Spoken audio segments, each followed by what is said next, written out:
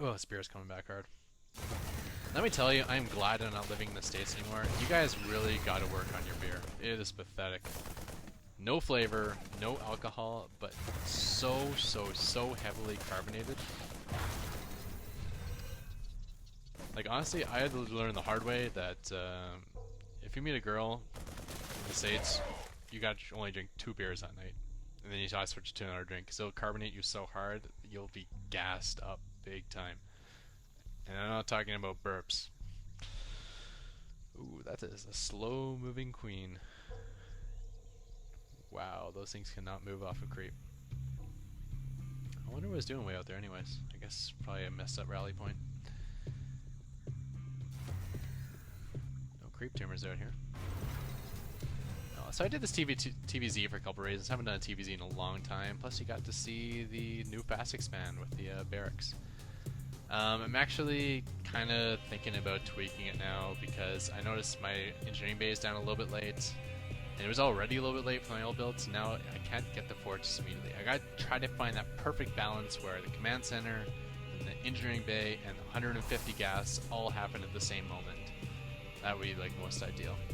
So I might go Eng bay before barracks, or I may just kind of, I don't know what I'm gonna do. But something to think about.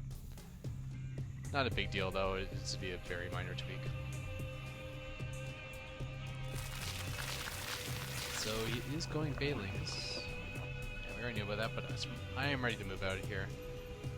And if we back it up a touch...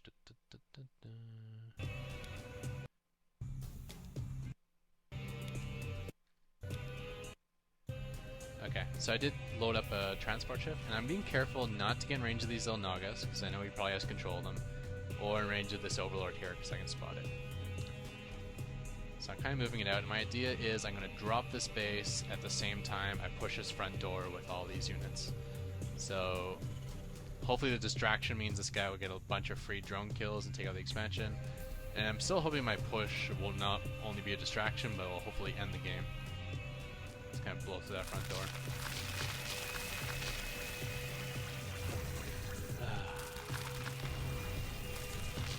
I gotta go to sleep.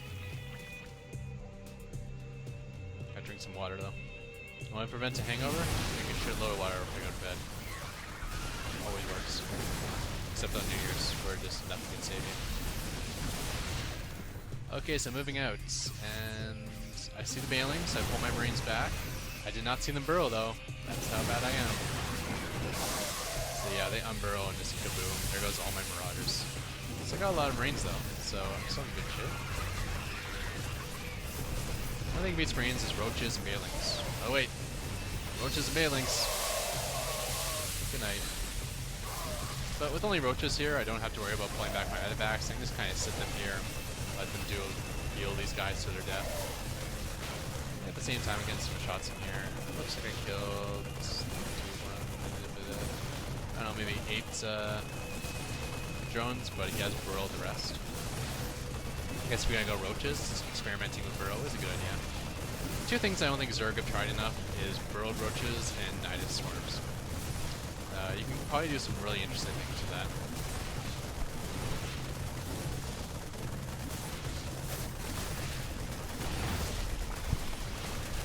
So getting the hatchery down is good, but I'm going to lose this battle, especially the broodlings. So I'm going to get out of here.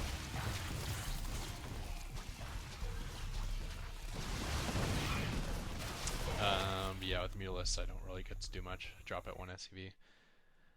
One thing you should be aware of with the Medivacs, which I did not do here, is, you know, when you got a Medivac and you want to unload everything, you can use the unload all button, click it on the ground, and the Medivac will stop there and start unloading one at a time. But in a spot like this, or in a spot if you want to spread out all your units, like if you're worried about Psystorm or something, what you do is you just, you know, run your Medivac out here, and just keep clicking on these icons, and it'll start dropping out these units while the Medivac's on the run. So had I done that here, I probably could have gotten every unit out before my Medivac died. You just keep clicking it, the Medivac's still running away, and it'll still be dropping out units. Just something to be aware of.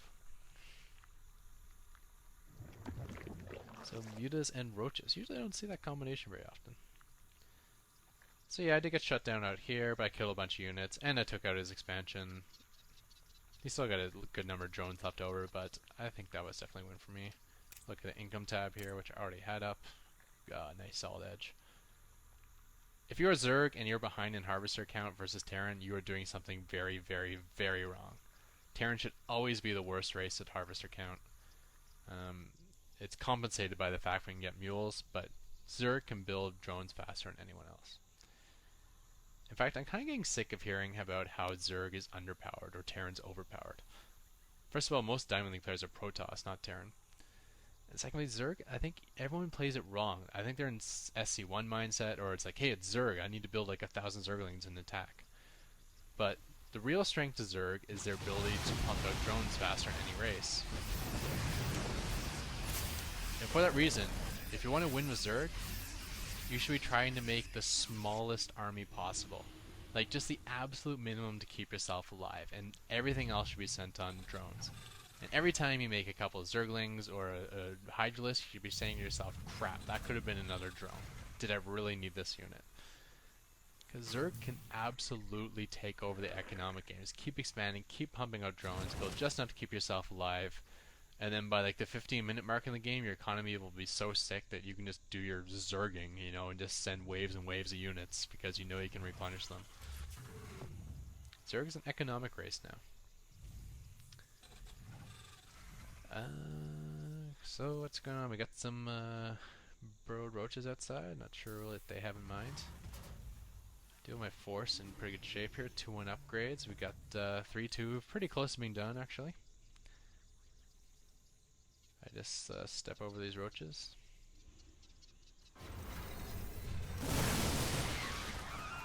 Kind of interesting what that looks from my view. What? How come I can see everything? That's not right. That's better. Okay, so it just looks like a bit of a cloud. I always wonder what it looked like. You get the fizzle for cloak, and that's what you get for Zerg. So I am charging in. I'm not falling for the same trap twice. I am going to scan and spot these banelings. Now pull all your marines back. Kind of an important note. I want to go over this one more time. When you are facing banelings, you want to control click your marines and set them to number 2. So you notice I have all my marines set as a control group. And that's because as soon as the banelings push in, you want to pull your marines back and let your marauders soak up the hits. So here they pop up, now I'm pulling my marines back. Letting the marauders soak up most of the hits, keep my marines alive. Banelings don't do well versus marauders, and anything you can do to split up your group, like pulling half your force out with pulling marines, is a good thing versus banelings to prevent the splash damage. And I am very marauder heavy for 2 reasons. One, you know, it starts the bailing hits, and another is because he is roach heavy. So, yeah. Normally versus Zerg you want to be very marine heavy because you're making things like Mutalisks or Zerglings or Hydralisks, all things marines do far better than marauders in these. Marauders who went for Ultralisks, banelings, roaches.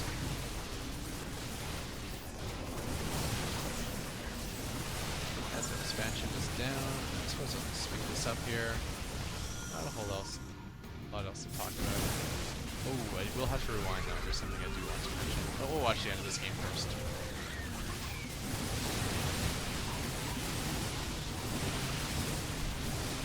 Everything's dying. Failed attempt with his Hydralisk or Mutalisks there to do some sort of counter damage. Setting up these Medivacs full of units just to take out this expansion one more time. And at the same time, I'll load up all these units into the Medivacs as soon as I clean out his tech here. But finally, GG's beforehand. I mean, seriously, you're not coming back. Just GG beforehand. Save yourself the embarrassment. Yeah, so one more thing I wanted to talk about. Kind of key, new thing I kind of added to my build versus Zerg. So just kind of highlight the starport here and going 8 times speed. There we go. Notice I got a Viking in the mix. Just one Viking. That's all I need. And there he is. So what I do with this one Viking is I look at the map. Okay, I'm in the top right, or I'm in the top. He's in the left. So I'm going to send this Viking out on like a multi-waypoint A move all over the rest of the map. Not in his base, not in my base, but just all over the rest of the map, all over this like area Vern just kind of is panning through. And the reason for that is, it takes no micro. You just quickly set up an AAA just all over the map, and it'll do its own thing. And then all the Sparting overlords he'll have all over the map just get taken out. So if we click on the Viking here, you can follow the red line, see it's going down here. It's kind of like mowing the lawn, just doing little strips. Da, da, da, down here, across that way, down that way. Basically all over. And then I can just fire and forget. One Viking. Just watch what this thing does. There's a Spawning Overlord. Did catch my expansion, but it's dead. Keep going along. Oh, there's another Spawning Overlord. Say goodnight. Oh, there's another one. I mean, it's not even about killing the Overlords too. I mean, that's a nice added bonus. It's about taking away his sight of the map. And you can see the red line's going to pass him on this one, and you'll probably get that guy later on. So that's one thing I do. It's like very easy, very low cost, just one Viking, and just quickly A, and you never have to think about it again. Easy peasy and effective. Luckily he didn't get supply caps from all his overlords because I was destroying his army at the same time, so that's a bonus side to losing your entire army. And yes, that's my birthday replay. Happy birthday to me. Thank you everyone, because I hear you saying it as well. And screw you too. I heard the guy who just said screw off. Yes, so I can hear your thoughts when I am high. Just putting it out there.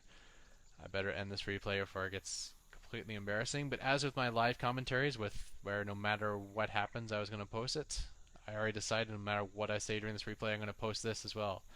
So, theme of this video, watch Seinfeld. And